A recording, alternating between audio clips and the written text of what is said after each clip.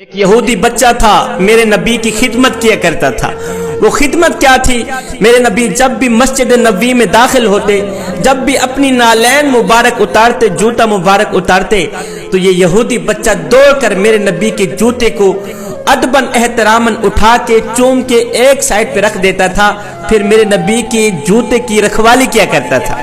میرے نبی کے جوتے کو چومنے کے لیے، نالین مبارک کو چومنے کے لیے اگر اوپر چھوٹی موٹی مٹی پڑتی نا، تو یہ یہودی بچہ فوراً ہی میرے کریم نبی کے جوتے کو صاف کر لیتا۔ میرے نبی کے جوتے کی رکھوالی کے لیے کھڑا ہے۔ میرے کریم نبی جب بھی مسجد نبوی سے باہر نکلتے تو یہ یہودی بچہ فوراً جوتا اتارتا، میرے نبی کے قدم مبارک پہ ڈال دیتا۔ جوتا پہنا رہا ہے، جوتا اتار رہا ہے۔ قربان جاؤں آقا کی امن پسندی پر، میرے نبی نے ایک دن بھی نہیں کہا تھا او یہودی ماں کے یہودی بچے کلمہ پڑھ لے، ایک دن بھی نہیں کہا تھا۔ میرے نبی جانتے ہیں یہ خود بھی یہودی ہے، اس کی ماں بھی یہودی، اس کا باپ بھی یہودی، ایک دن بھی نہیں کہا کہ تو کلمہ پڑھ کے مسلمان ہو جا۔ غلامی کرتا رہا۔ ہائے میں قربان جاؤں یہودی بچے تیرے مقدر پر، وہ نالین جو فرشتے اٹھانے کے لیے ترستے ہیں، یہودی بچے نے ایک بار نہیں ہزاروں بار اٹھائی ہیں، ہزاروں بار وہ جوتا چوما ہے، ہزاروں بار وہ نالین مبارک چومی ہے۔ آئے روزانہ آنے والا، روزانہ نظر آنے والا، روزانہ خدمت کرنے والا بچہ ایک دن نظر نہ آیا۔ ایک دن گزرا، دو دن، تیسرے دن میرے آقا نے پوچھا صحابہ، وہ بچہ جو میری غلامی کرنے کے لیے آتا تھا، جو میری نوکری کے لیے آتا تھا، مجھے جوتا پہنا رہا ہے، جوتا اتار رہا ہے، میرا جوتا صاف کر رہا ہے، روزانہ نظر آنے والا بچہ 3 دن ہو گئے ہیں، نظر کیوں نہیں آ رہا؟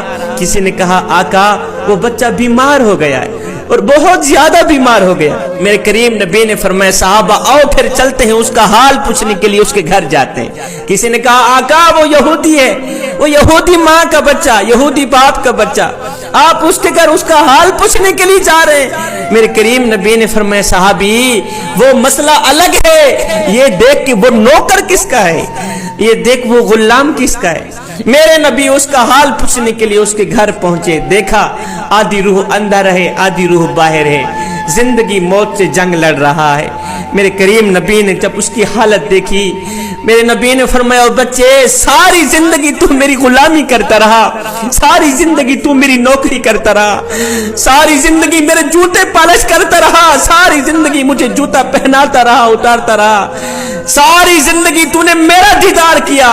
میں تمہیں ایک ایسا تحفہ دینے آیا ہوں کہ مرنے کے بعد میرے اللہ کا دیدار بھی کر لینا، مرنے کے بعد میرے مالک کا دیدار بھی کر لینا۔ اور بچے اب پڑھ لے، اب میں تجھے نوازنے آیا ہوں، تیری ساری زندگی کی نوکری کی جزا دینے آیا ہوں، پڑھ لے لا الہ الا اللہ محمد الرسول اللہ۔ اس یہودی بچے نے اپنے باپ کی طرف دیکھا، اس کا باپ بھی یہودی تھا۔